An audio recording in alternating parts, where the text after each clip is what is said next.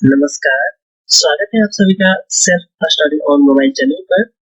इस वीडियो में हम लोग 60वीं और 62वीं बीपीएससी एग्जाम में पूछे गए मैथ के क्वेश्चंस को देखेंगे। जैसा कि आप जानते हैं 10 क्वेश्चन पूछे जाते हैं मैथ का आपके प्री एग्जाम में, तो कुछ क्वेश्चंस काफी टफ होते हैं जैसा कि इस एग्जाम में पूछा गया है। और यदि आप मेरे चैनल पे पहली बार देख रहे हैं तो चैनल को सब्सक्राइब कर लीजिएगा। मैं मैथ, रीजनिंग और जीके हर तरह का वीडियो मैं डालता हूँ जो आपके एग्जाम के लिए इम्पोर्टेंट है। यदि आप पहली बार भी देख रहे हैं, आप कंसेप्ट क्लियर नहीं है तो भी समझ में आएगा, तो वीडियो को लास्ट तक जरूर देखिएगा।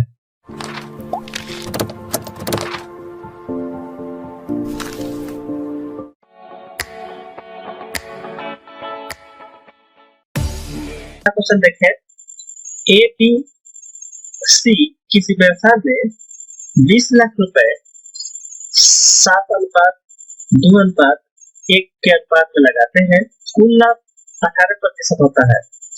ए को 30%, बी को 20% कर चुकाना है। ए का शुद्ध लाभ बी के शुद्ध लाभ से कितने प्रतिशत अधिक है? तो यह अनुपात के कंसेप्ट से हम लोग बनाएंगे।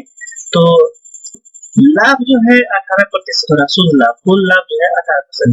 तो 20 लाख रुपए लगे थे, उसके 18% जो निकालेंगे 18%, तो ये 36, 3,60,000 आएगा। ये कह रहा है कि ए को 30%, अब बी को 20% कर चुका है, तो ए का हिस्सा कितना होगा उसमें और बी का हिस्सा कितना होगा ये निकालना पड़ेगा हमें पहले।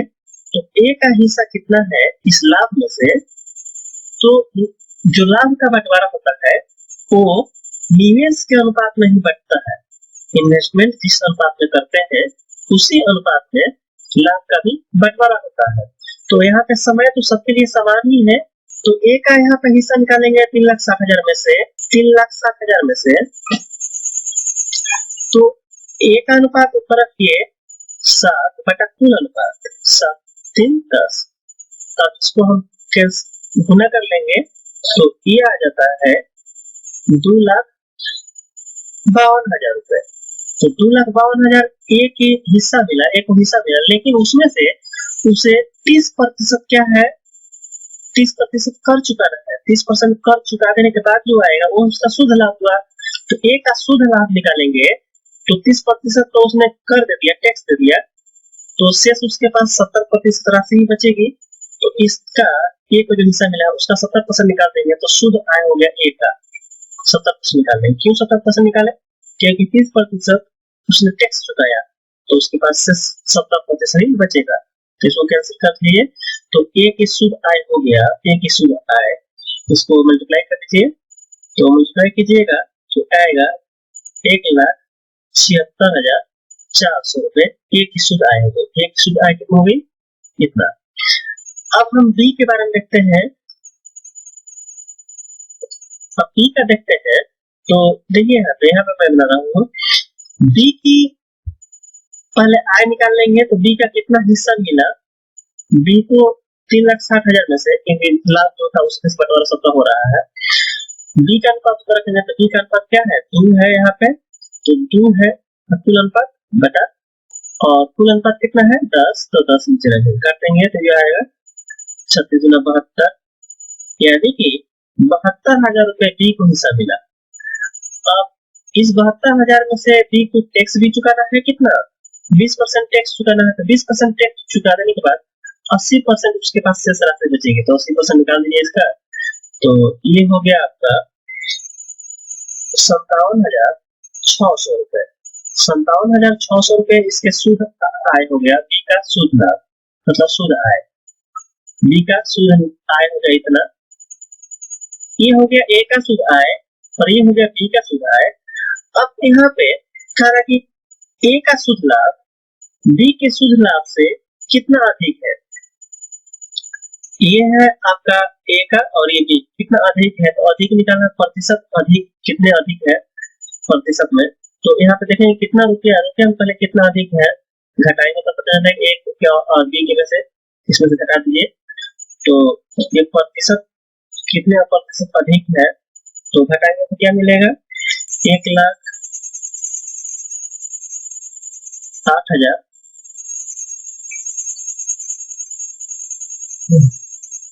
घटाएंगे तो मिलेगा 1,18,800 रुपये अधिक है। ये किया है मतलब 1,20,000 से, तो इतना अधिक है किससे, 20 से, तो सभी का आय नीचे रखेंगे, लाभ नीचे रखिए, गुणा 100% निकालना है, तो इसको कैंसिल करेंगे। जब इसको भाग दीजिएगा तो ये आ जाता है दशमलव में 206.25%। तो इसका 206.25% आंसर आता है। तो इसमें कोई ऑप्शन नहीं दिया है, तो इसका आंसर होगा ई। ठीक है, तो इस तरह से है। ये क्वेश्चन मैंने डिटेल में समझाने की कोशिश किया, इसलिए बड़ा लगा। आप करेंगे तो इसको 1 मिनट के अंदर बना सकते हैं या 1 मिनट लग सकता है। अब हम लोग 24 को देख लेते हैं, फिर आगे बढ़ेंगे नीचे। अंकों तथा अक्षरों की श्रेणी ये दी हुई है, पूछ रहा है अगला पद कौन सा होगा। तो इसमें देखिए बहुत सिंपल है, पहले लिख दो ए 26 एच सी 24 ए जी 20 बी। अगला क्या आना चाहिए ये बताना है। तो यहाँ देखिए ए है और 26 है, एच है, तो ए का विपरीत होता है जेड, अपोजिट, यानी कि एबीसीडी का। तो यहाँ पे ए का विपरीत दिया हुआ 26, ठीक है, जेड 26 में आता है। सी का विपरीत दिया है 24, सी का विपरीत एक्स होता है 24 दिया हुआ है। जी का विपरीत दिया है यहाँ पे 20, यानी कि टी आता है, जी का अपोजिट टी होता है, जीटीओ। तो ये और ये जो इधर कौन सा जो एच दिया हुआ ये कैसे आया हुआ है, इधर एच जो दिया है ये कैसे आया हुआ है। तो 26 में 2 और 6 को जोड़िएगा तो 8 मिलेगा, 8 में एच आता है, ठीक है। यहाँ पे 2 और 4 को जोड़ेंगे तो 6 मिलेगा, 6 में एफ आता है। यहाँ भी 2 और 0 को जोड़ेंगे तो ये मिलेगा 2, 2 में बी मिलता है। तो इसी तरह से हम लोग ऑप्शन में चलेंगे, तो यहाँ देखिए इस तरह का पैटर्न फॉलो होना चाहिए। तो एफ का भी विपरीत एन होता है, तो यहाँ देखिए डी ऑप्शन में तो 14 लिखा हुआ है एन के लिए, ठीक है, और 1 और 4 जोड़ते हैं तो 5 आता है, यानी कि ये वाला ऑप्शन आपका सही होगा।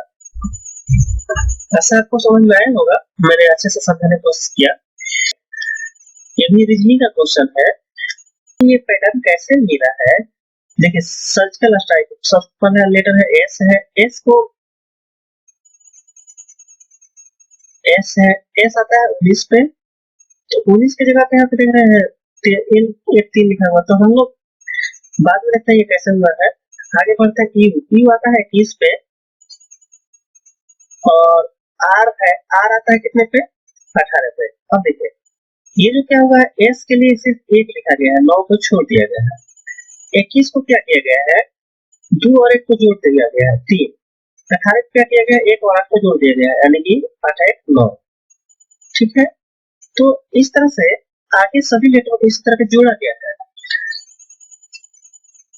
तो हमारा मेट्रो जो ट्रेन है इसमें देखेंगे कैसे ये पैटर्न मिल रहा है। एन का होता है 13, तो पहला लेटर लेंगे 1 लेंगे, 3 छोड़ देंगे। ई होता है 5 पे तो 5, टी होता है 20, तो 20 में 2 और 0 जोड़ेंगे तो 2 ही होगा।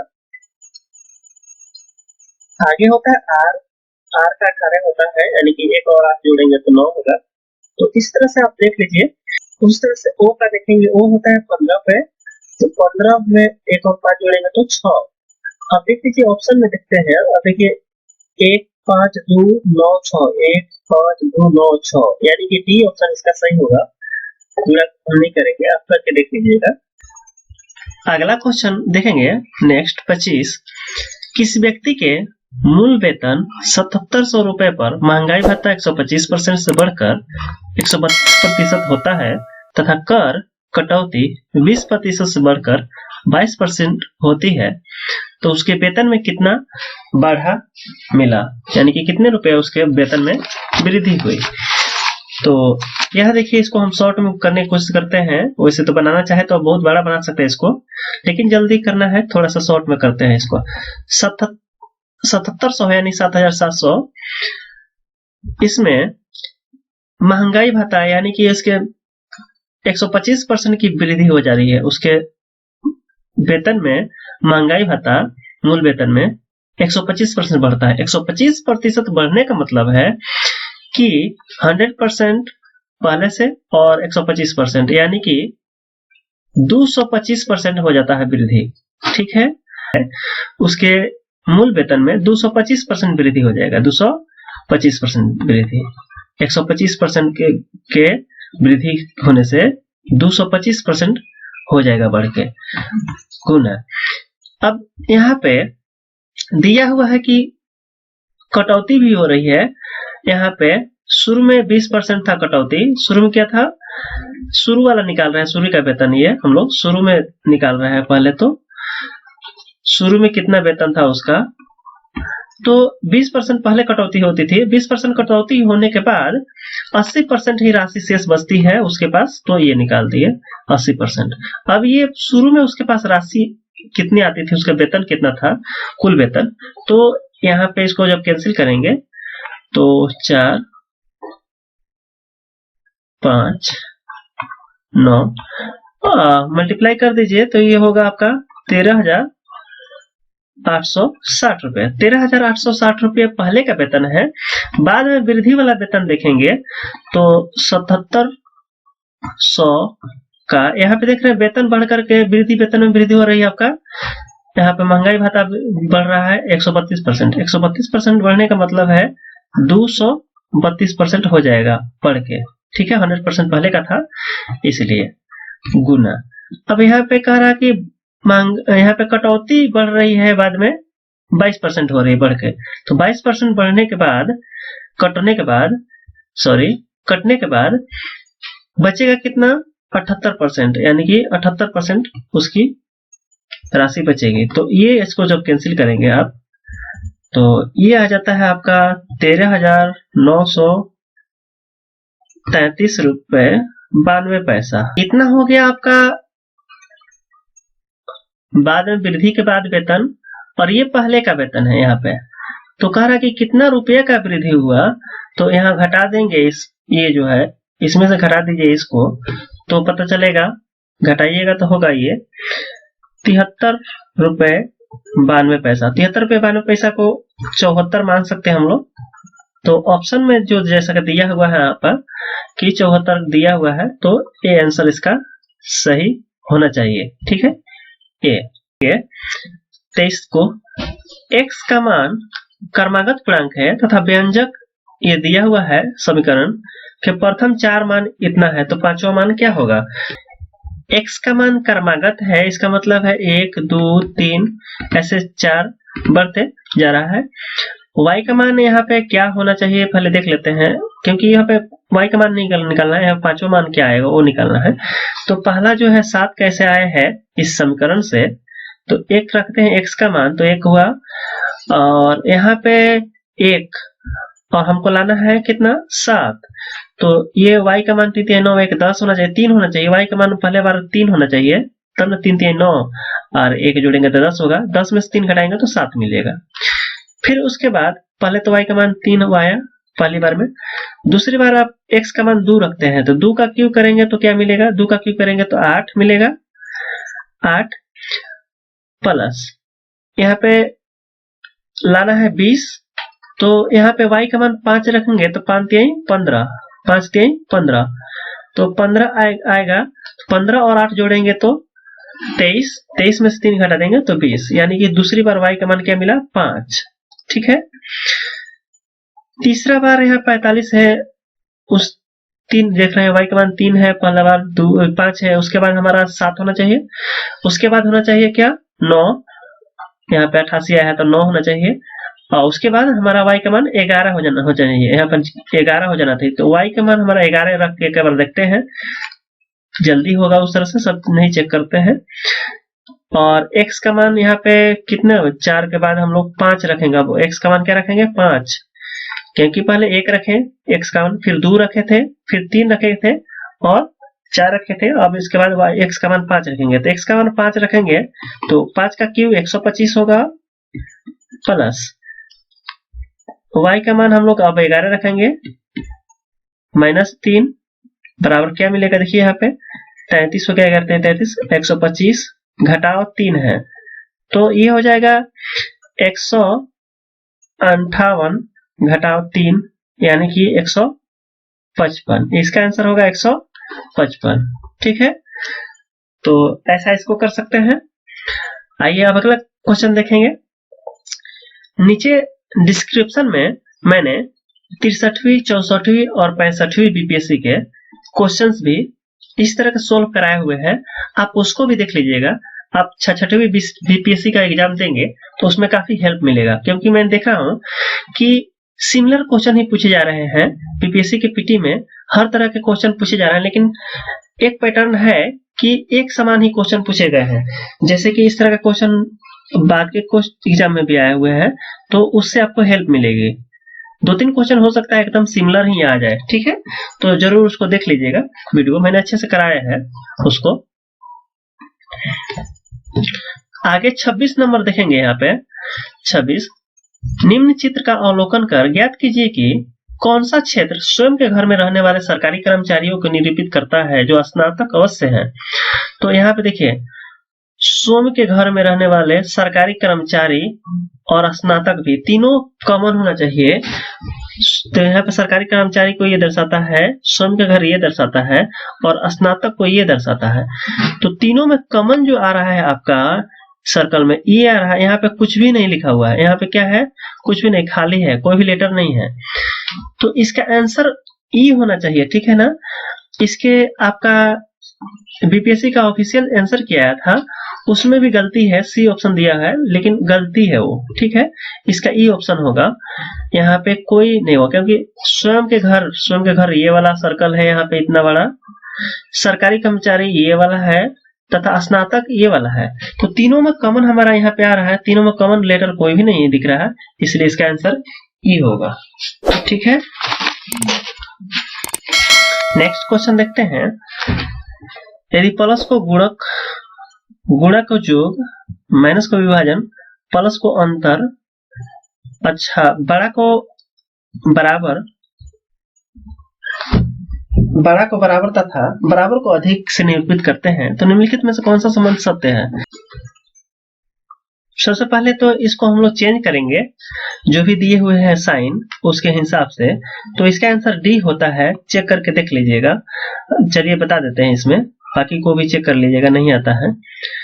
तो गुना को हम लोग क्या करते हैं, गुना को हम लोग जोग, तो जोग लिख दीजिए, लिखा हुआ है गुणा को जोग, घटाव को विभाजन, भाग। ठीक है, ये भाग है, यहाँ पे गलती हो गया है, ये भाग वाला साइन है।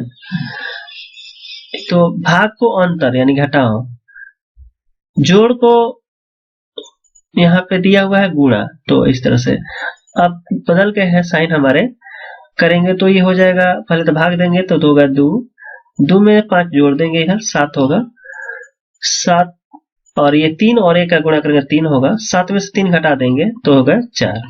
डी आंसर इसका सही होगा। बाकी को भी इस तरह से चेक करना पड़ेगा, तब आंसर आप निकाल पाएंगे। निम्नलिखित पाई चार्ट में किसी उद्योग के विभिन्न खर्च दर्शाए गए हैं। कच्चे माल का कुल खर्च 30 लाख रुपए है। यदि मजदूरी 5% बढ़ता है तो लाभ के नियत रखने में तथा अन्य खर्च पर कितनी कटौती करनी पड़ेगी। यहाँ दिया हुआ है कच्चे माल पर 30 लाख खर्च होता है, तो कच्चा माल का यहाँ मान दिया है 120 डिग्री, यानी कि 120 डिग्री, तो यहाँ 120 डिग्री बराबर 3 लाख, 3 लाख नहीं 30 लाख, 30 लाख वैल्यू दिया हुआ 30 लाख 120 डिग्री का। तो अन्य खर्च और मजदूरी की कटौती, यही 3 वैल्यू को निकालना है, उसी से हमको क्वेश्चन बन जाएगा। तो अन्य खर्च कितना है, 70 डिग्री है वैल्यू में, डिग्री में है आपका 70। तो 120 डिग्री का मान 30 लाख, तो 70 डिग्री का मान निकाल लीजिएगा, तो ये हो जाएगा आपका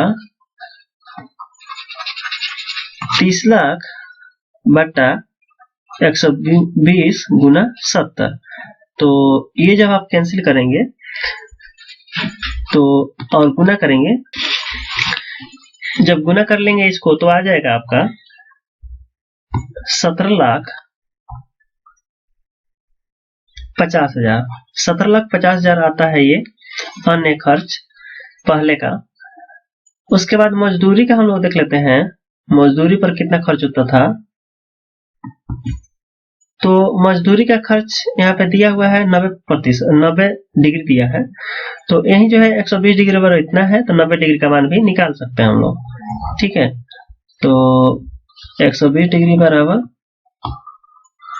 दिया हुआ है वैल्यू है 30 लाख, तो इसलिए 90 डिग्री का वैल्यू आप निकाल दीजिए बट्टा 120 गुणा 90। इसको जब कैंसिल करेंगे तो ये आ जाता है आपका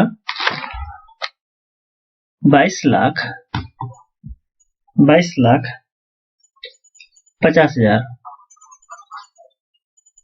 22,50,000 आ जाता है मजदूरी वाला खर्च।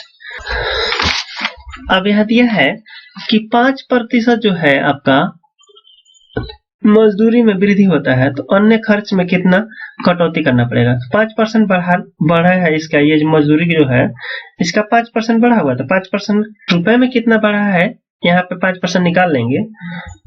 तो ये 5 से मल्टीप्लाई करना है, 5 ये जो है बढ़ा हुआ है आपका 5% इसका निकाले हम लोग, तो ये आया 1,12,500 रुपये बढ़ा हुआ है 5% बढ़ने के बाद। तो मजदूरी में वृद्धि होगी कितना, 5% बढ़ा तो 1,12,500 मजदूरी में वृद्धि हो गई बढ़ने के बाद। तो यहाँ पे कह रहा है कि कमी करना है, लाभ को नियत रखने के लिए अन्य खर्च में क्या करना है, कमी करना है। तो अन्य खर्च यहाँ पे है, तो कमी करना पड़ेगा आपको 11,200 रुपया का, तब ना नियत रहेगा। यहाँ पे मजदूरी में बढ़ा इतना रुपया, तो इस अन्य खर्च में से भी इतना ही रुपया कम कर दीजिए, ठीक है ना। तो प्रतिशत में वो निकालना है कि कितना परसेंट कम है, तो यहाँ पे हमारा कमी करना पड़ेगा इसमें से। तो कमी प्रतिशत कमी बराबर होगा, कितने कमी करने पड़ेगी, यहाँ पे वृद्धि हो गई 11,000, यहाँ पे वृद्धि हो गई आपका, वृद्धि हो गया 1,12,500 रुपये की वृद्धि हो जाती है।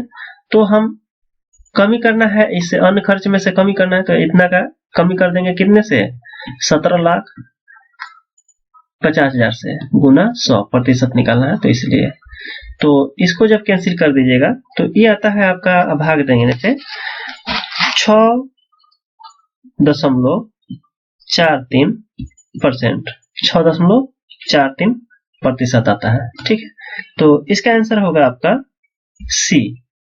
तो ये थोड़ा कैलकुलेटिव क्वेश्चन था जिसमें गुना ज्यादा करना है और कुछ नहीं है, फिर भी आप 1 मिनट के अंदर बना सकते हैं। इसको समझाने में समय ज्यादा लगा, कोशिश करेंगे तो 1 मिनट के अंदर आप कर पाएंगे। आगे क्वेश्चन हम लोग देखते हैं 28 नंबर को। एक संख्या आगे क्वेश्चन हम लोग देखते हैं 28 को। संख्या 100 से 999 तक 9 कितनी बार आता है, 9 कितनी बार आता है। पहले 101 से 200 के बीच कितनी बार आएगा, ये आता है आपका 20 बार। 20 बार 9 आता है। कैसे आता है 20 बार, लिख के दिखा दो एक बार। 109, 119, 129, 139, 149, 159, 169, 179, 189, 190, 191, 192, 193, 194,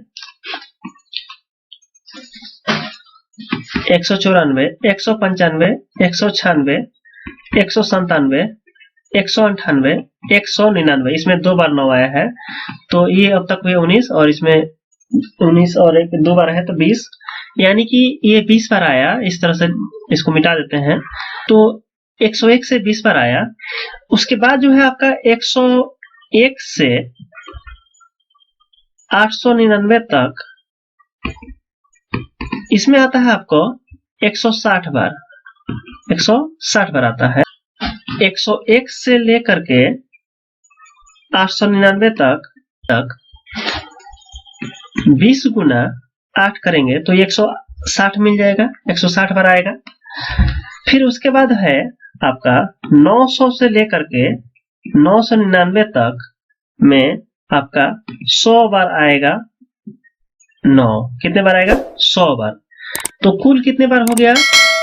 20 बार यहाँ पे, 160 बार यहाँ पे और 100 बार यहाँ पे, कुल जोड़ेंगे तो होगा 280 बार। इसका आंसर होगा 280। ठीक है, नेक्स्ट क्वेश्चन देखेंगे, बहुत अच्छा क्वेश्चन है। इसको, पानी की एक टंकी के तल में 2 छेद A और B है। केवल एक छेद खोलने पर भरी हुई टंकी 30 मिनट में खाली होती है तथा केवल B छेद खोलने पर 20 मिनट में। यदि 10 मिनट तक दोनों छेद खोलकर B को बंद कर दिया जाए तो भरी हुई टंकी खाली करने में कुल समय कितना लगेगा?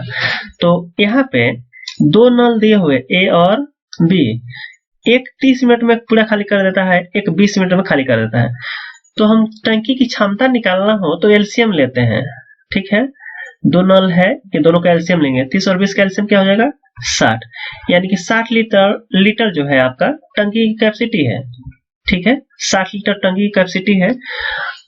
1 मिनट में हम देखें तो ये जो है आपका 30 गुना 60, 2 लीटर खाली कर रहा है 1 मिनट में, 2 लीटर, इसलिए 30 मिनट में कितना खाली कर दे रहा है? 60 लीटर।